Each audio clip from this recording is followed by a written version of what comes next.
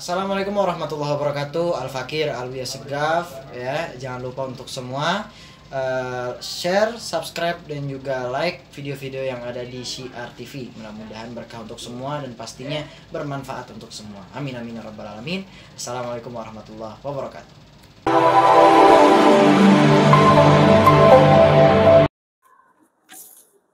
Bismillahirrahmanirrahim. Assalamualaikum warahmatullahi wabarakatuh. Alhamdulillahilladzi hadana li hadza wa ma kunna linahtadiya laula an hadanallah. Asyhadu an la ilaha illallah wa asyhadu anna Muhammadan abduhu wa rasuluhu la nabiyya ba'da. Allahumma shalli ala sayyidina Muhammad wa ala ali wa sahbihi wa man tabi'ahum bi ihsanin ila yaumiddin, amma ba'd. Rabbi shrah li sadri wa yassir li amri wahlul 'uqdatam min lisani yafqahu qawli. Wa qala ta'ala fi kitabihil karim, a'udzu billahi minasyaitonir rajim. Bismillahirrahmanirrahim. Ya ayyuhalladzina amanu taqullaha haqqa tuqatih wa la tamutunna illa wa antum muslimun. Wa qala Rasulullah sallallahu alaihi wasallam, lis-shaimi farhatan inda fitri wa farhatan inda liqa'i rabbih. Shadaqallahul azim wa shadaqa rasuluhun nabiyul karim. Jamaah Masjid Al-Fajar yang insyaallah dimuliakan oleh Allah Subhanahu wa taala. Pertama-tama marilah kita panjatkan puji syukur kepada Allah Subhanahu wa taala atas nikmatnya yang demikian besar. Nikmat Islam, nikmat iman, nikmat kesehatan, sehingga kita masih bisa dipertemukan di bulan Ramadan yang suci ini, di mana di bulan ini kita di training, ditarbiyah oleh Allah untuk senantiasa menjalankan perintah-perintahnya, wabil khusus puasa di bulan Ramadan. Seperti tadi yang hadis yang saya utarakan di mukadimah tadi, orang yang berpuasa itu mendapat dua kebahagiaan. Lis-shaimi farhatan. Jadi dua kebahagiaan orang yang berpuasa. Farhatan inda fitri, kebahagiaan pada saat dia berbuka, wa farhatan inda liqa'i rabbi. Kebahagiaan pada saat nanti bertemu dengan Tuhannya. Jemaah Masjid Al-Fajar yang dimuliakan Allah, pada kesempatan kali ini saya ingin menyampaikan judul yang memang agak berbeda dengan yang sudah ditentukan oleh DKM. Jadi pada kesempatan ini judul yang saya bawakan adalah tentang azan. Azan. Azan itu apa sih? Secara harfiah azan adalah panggilan. Panggilan yang ditujukan kepada kaum muslim untuk menunaikan sholat wajib. Itu pengertian secara harfiah azan. Tapi pada prakteknya, khususnya di Indonesia, minimal ada 3 momentum, ada 3 event yang membutuhkan azan.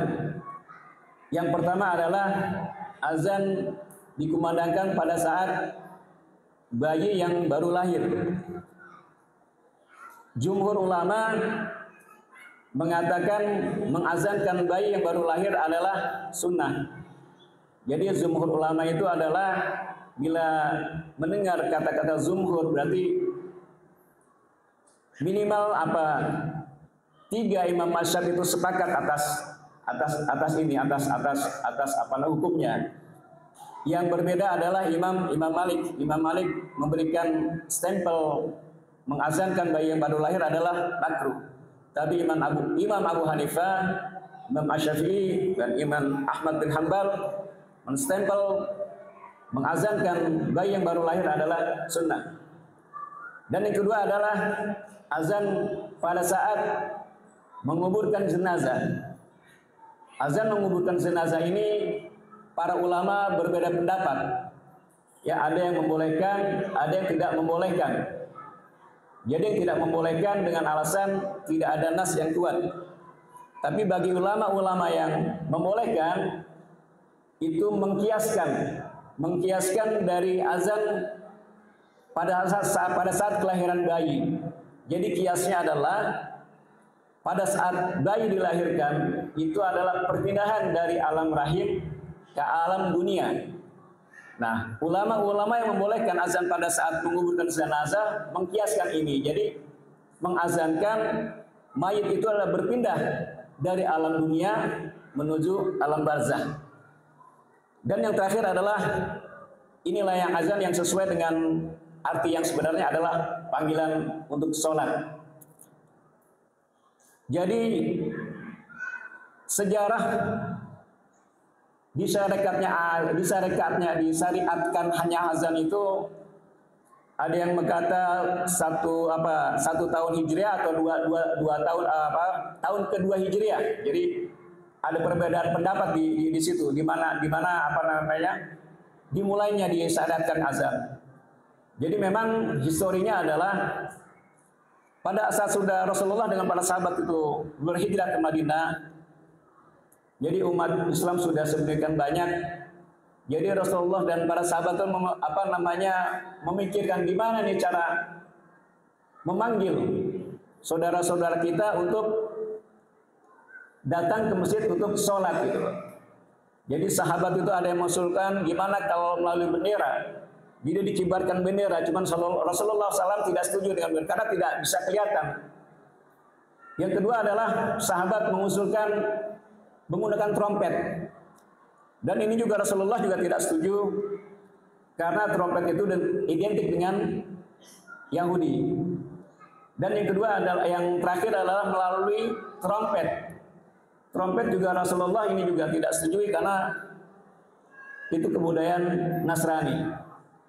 Jadi akhirnya Allah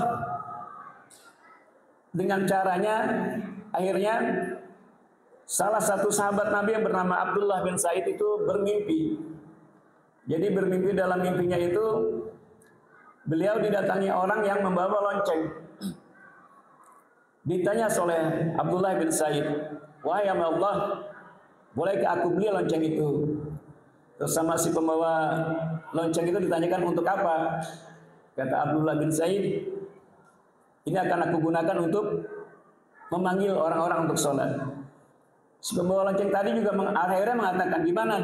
Apakah bisa aku tunjukkan cara yang lain selain dari lonceng ini?" Akhirnya ditunjukkanlah gimana cara memanggil orang untuk sholat, yaitu akhirnya seperti yang sekarang yang seperti sekarang sini sudah dilakukan, itu dengan kalimat-kalimat tauhid. Jadi Allahu Akbar ya, sampai selesai gitu ya. Setelah si pembawa lonceng tadi memberikan informasi itu, terus dilanjutkan dengan iqamah gitu, sama seperti. Nah, keesokan harinya setelah bertemu dengan Rasulullah SAW, Abdullah bin Said mengatakan kepada Rasulullah, "Aku bermimpi seperti ini," gitu loh.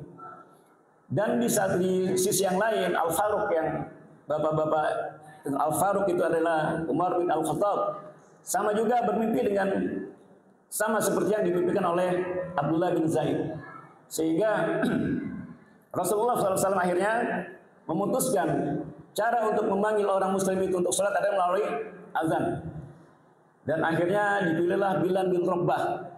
Bilal bin Rabah ini adalah salah satu budak. Jadi 7 budak yang dimerdekakan oleh Abu Bakar As-Siddiq. Jadi Abu Bakar As-Siddiq itu memerdekakan Bilal bin Rabah itu dengan membayar uang kurang lebih sekitar 130 dirham.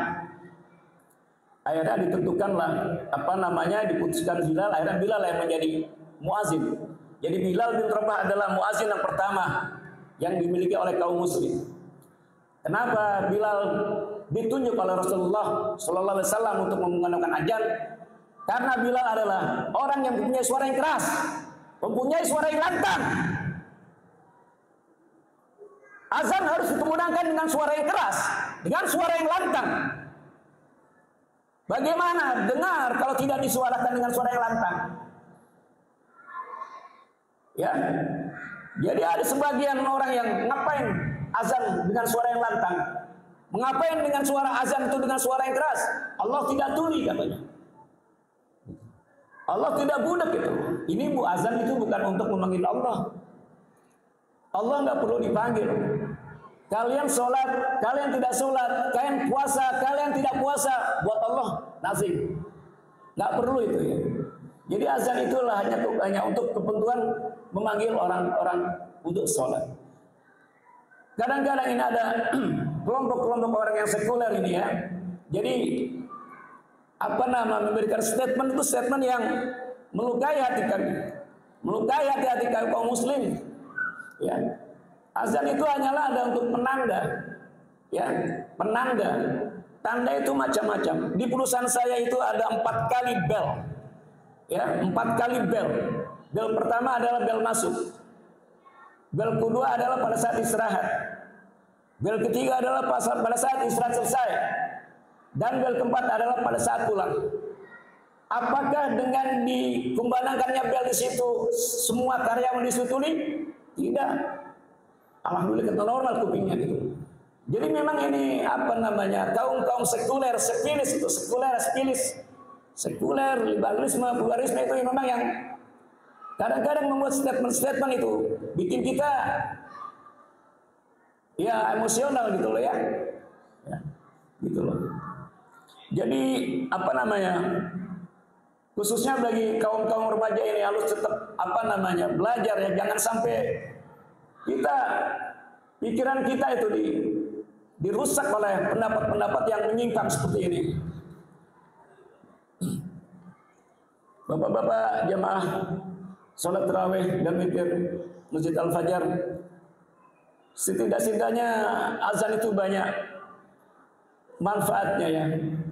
Jadi dengan azan itu ada ibadah yang kita lakukan juga. Minimal apabila mendengar azan itu kita disunahkan untuk menjawabnya. Ya. Jadi bagi orang-orang yang berpendapat itu tidak perlu azan. Jadi azan itu adalah yang takut dengan azan adalah dengan hadis Nabi itu adalah setan. Setan itu sangat takut dengan azan.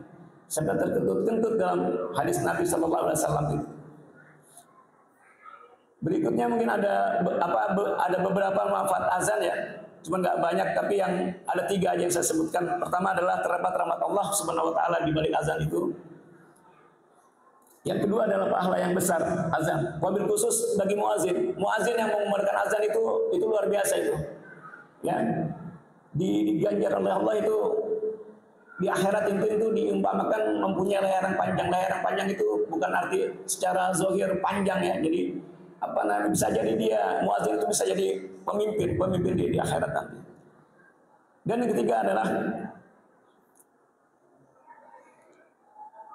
keraskan suara azan. Jadi Rasulullah itu memang menghendaki untuk azan itu dikemukakan dengan suara yang keras. Mungkin itu aja yang bisa saya sampaikan. Kurang lebihnya mohon maaf. Subhanakallahumma wa bihamdik asyhadu an la ilaha illa anta astaghfiruka wa atubu ilaik. Assalamualaikum warahmatullahi wabarakatuh.